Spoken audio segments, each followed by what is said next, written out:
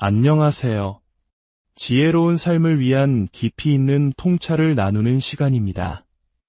혹시 하루가 다 끝났을 때 오늘 내가 대체 뭘 했지? 하는 허무함에 빠져본 적 있으신가요?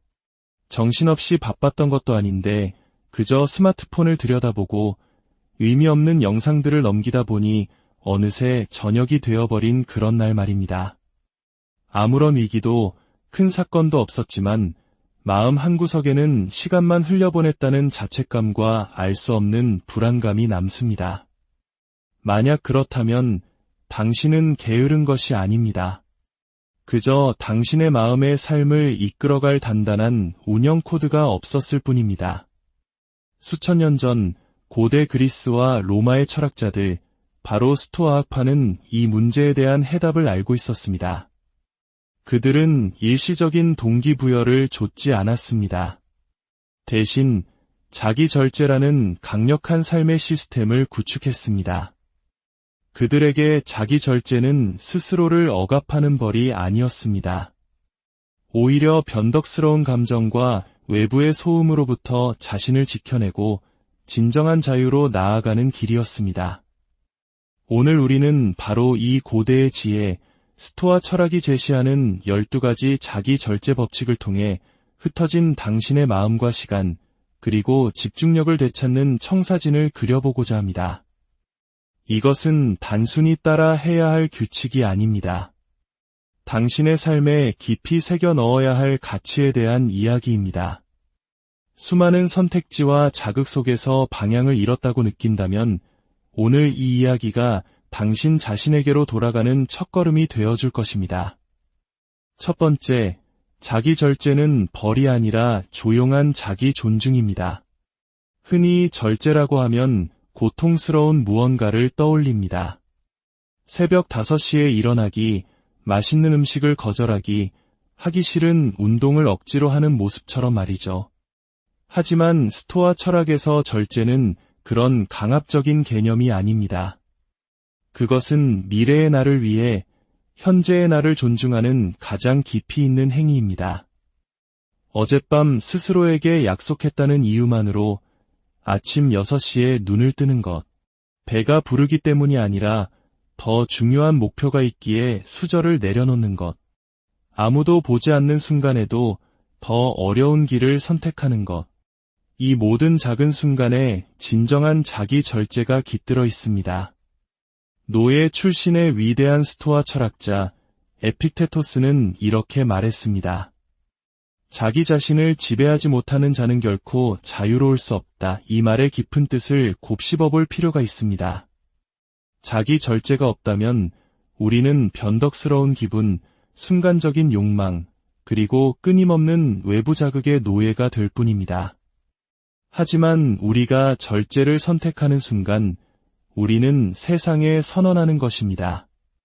나의 충동보다 나의 비전이 더 중요하다. 이것은 자신을 가혹하게 대하는 것과는 다릅니다. 오히려 무한한 가능성을 지닌 당신의 미래를 존중하고 보호하는 행위입니다. 즉각적인 쾌락과 손쉬운 도피처로 가득한 이 세상에서 자기 절제는 당신만이 가질 수 있는 희귀한 초능력이 됩니다. 두 번째, 당신의 본성에 맞는 시스템을 구축하십시오. 저는 한때 성공한 사람들의 아침 루틴을 그대로 따라하는 것이 자기 절제라고 믿었습니다. 새벽 5시에 일어나 명상을 하고 격렬하게 운동을 하고 엄격한 스케줄에 저를 끼워 맞췄습니다.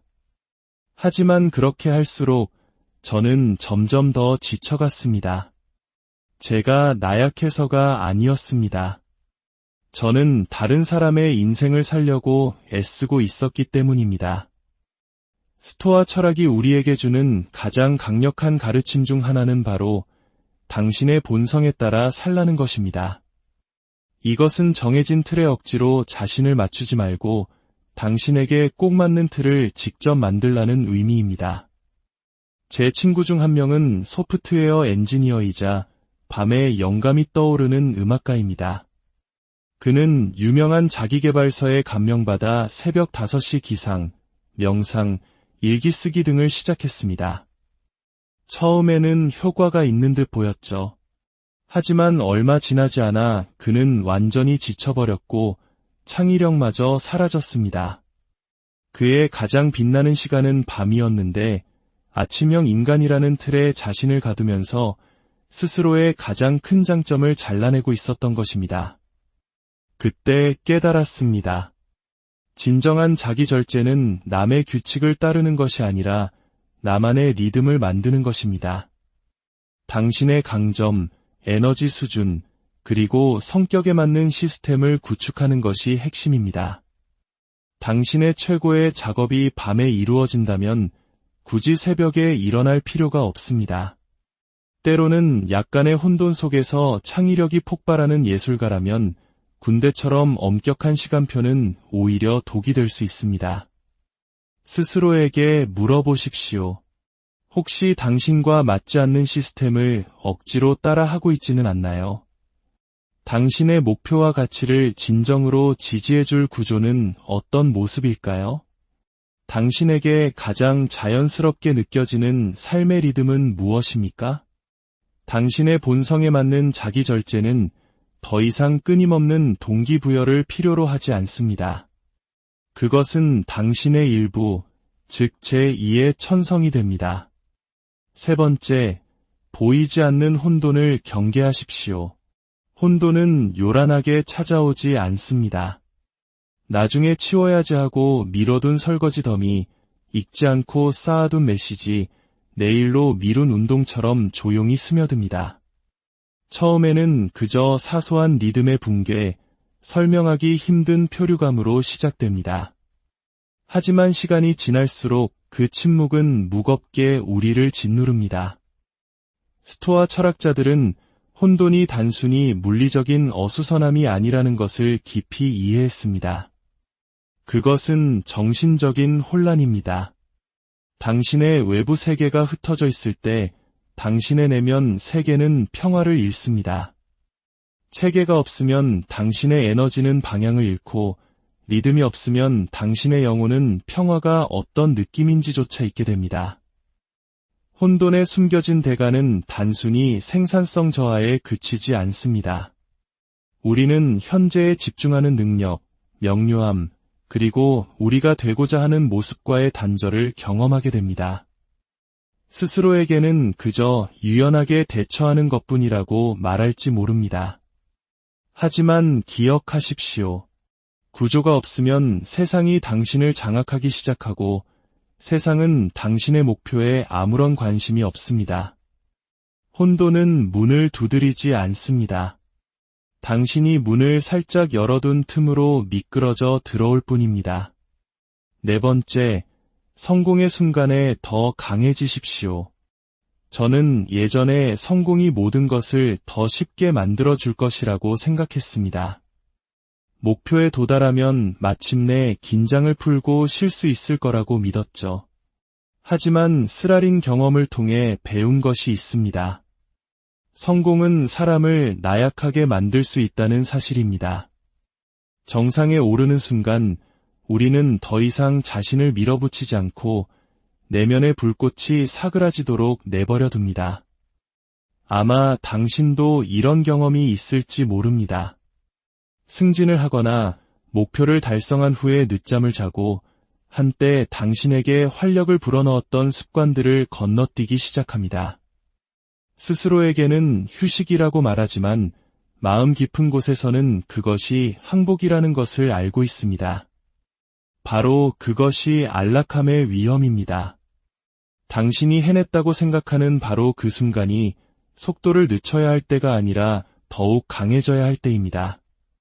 스토아 철학에서 성공은 결승선이 아닙니다. 그것은 긴장을 풀어야 할 때가 아니라 자신을 더욱 연마해야 하는 시험대이자 점검 지점입니다. 당신의 진정한 자기 절제는 바로 거기서부터 시작됩니다. 로마의 황제이자 철학자였던 마르쿠스 아우렐리우스는 끊임없이 스스로에게 겸손을 유지하고 내면의 불꽃을 살리라고 경고했습니다. 그는 멈추라고 말하지 않았습니다. 더 깊이 들어가라고 말했습니다. 초기의 작은 승리가 장기적인 쇠퇴로 이어지게 두지 마십시오. 성공 이후에는 그 이전보다 더 강철 같은 정신력이 필요합니다. 5번째, 행동이 명확함을 만듭니다. 영감이 떠오르기를, 머릿속의 안개가 걷히기를, 에너지가 돌아오기를 기다리며 얼마나 많은 아침을 잃어버렸습니까? 진실은 영감은 좀처럼 우리를 찾아오지 않는다는 것입니다. 스토아 철학은 우리에게 가르칩니다. 행동이 명확함을 낳는다고. 당신이 먼저 움직이면 당신의 마음이 뒤따라올 것입니다. 우리의 마음은 안락함을 원합니다. 조금만 더 쉬어. 오늘은 그날이 아니야라고 속삭이죠. 하지만 머릿속이 조용해지기만을 기다린다면 당신은 영원히 기다리게 될 것입니다.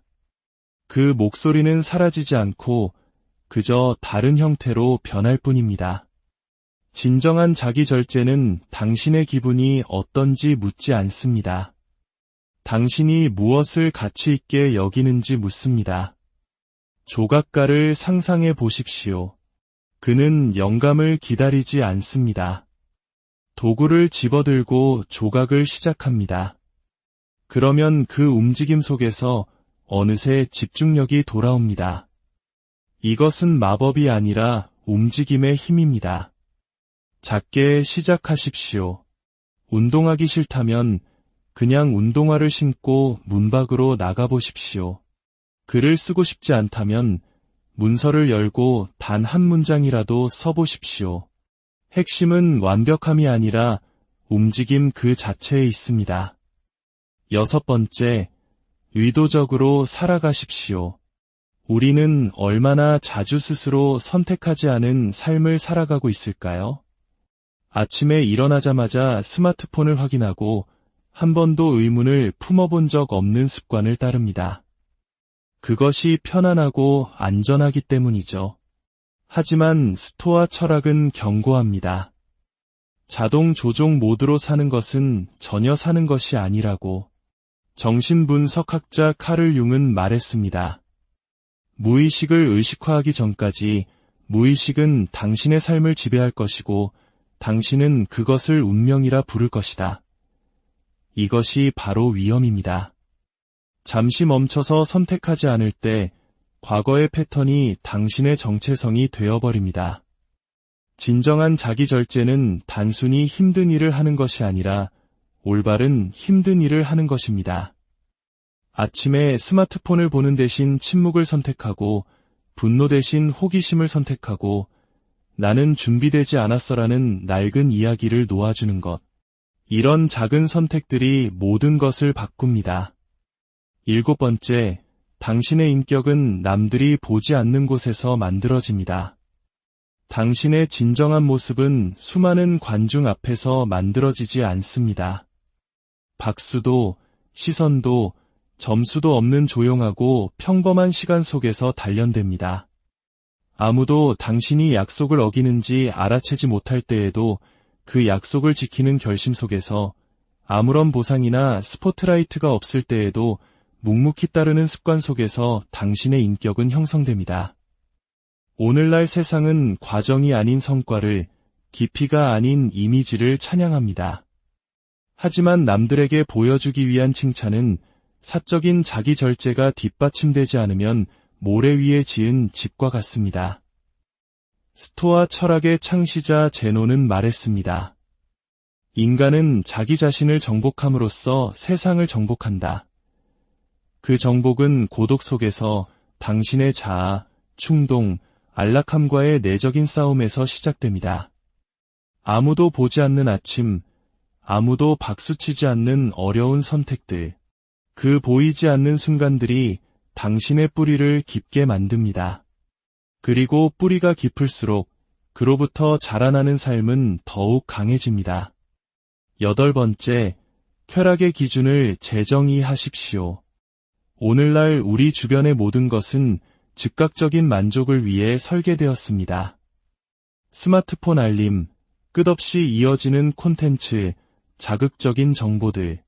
이것들은 단순한 방해물이 아닙니다. 당신의 집중력을 앗아가고 깊이 있는 사유를 불가능하게 만드는 교묘한 공격입니다. 뇌는 이런 즉각적인 쾌락에 중독되고 점차 노력하는 것을 어색하게, 고요함을 불편하게 느끼게 됩니다. 스토아 철학의 비밀은 쾌락을 부정하는 것이 아니라 그것을 더 높은 차원으로 끌어올리는 데 있습니다. 기쁨을 거부함으로써가 아니라 기쁨이 어디서 오는지를 재정의함으로써 자기 절제는 완성됩니다. 당신이 의도적으로 당신의 보상 시스템을 설계하지 않으면 현대사회가 당신을 대신해 그 시스템을 설계할 것입니다.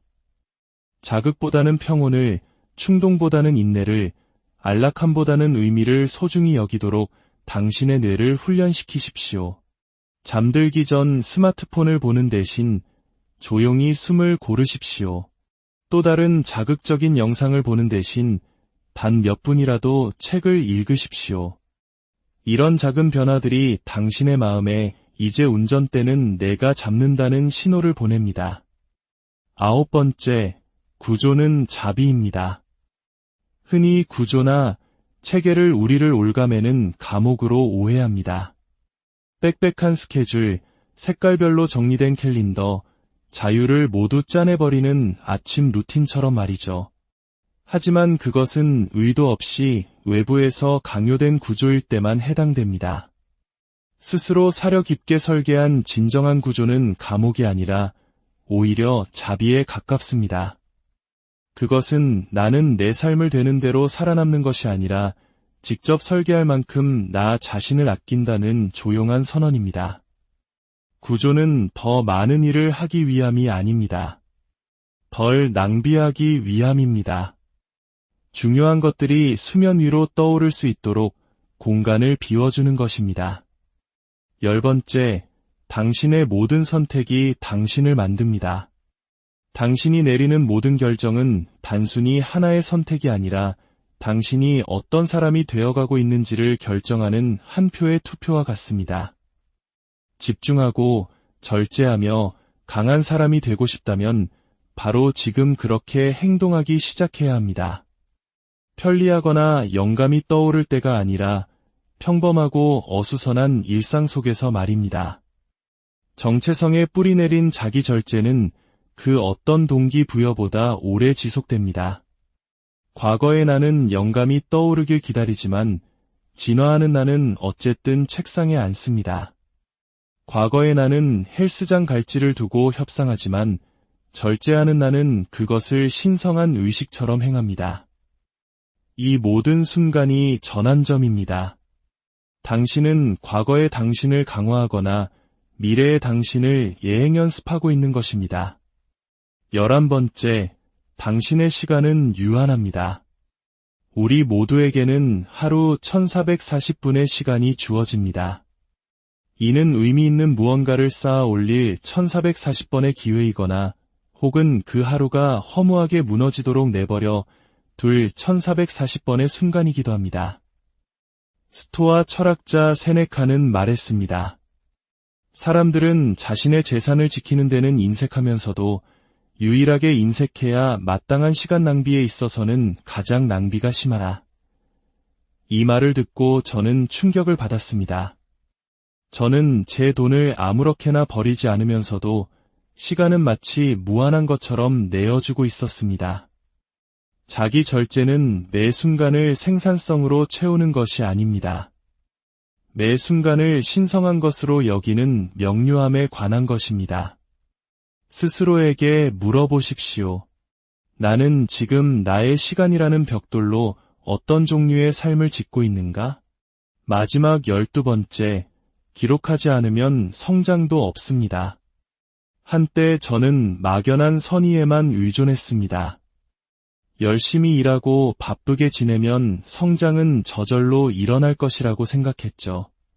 하지만 시간이 지나도 제가 정말 발전하고 있는지 아니면 그저 제자리를 맴돌고 있는지 알 수 없었습니다. 그때 이 진리를 받아들였습니다. 측정하지 않으면 성장이라 할 수 없다. 스토아 철학자들은 매일 자신을 성찰하는 시간을 가졌습니다. 성찰 없는 맹목적인 노력은 표류로 이어진다는 것을 알았기 때문입니다.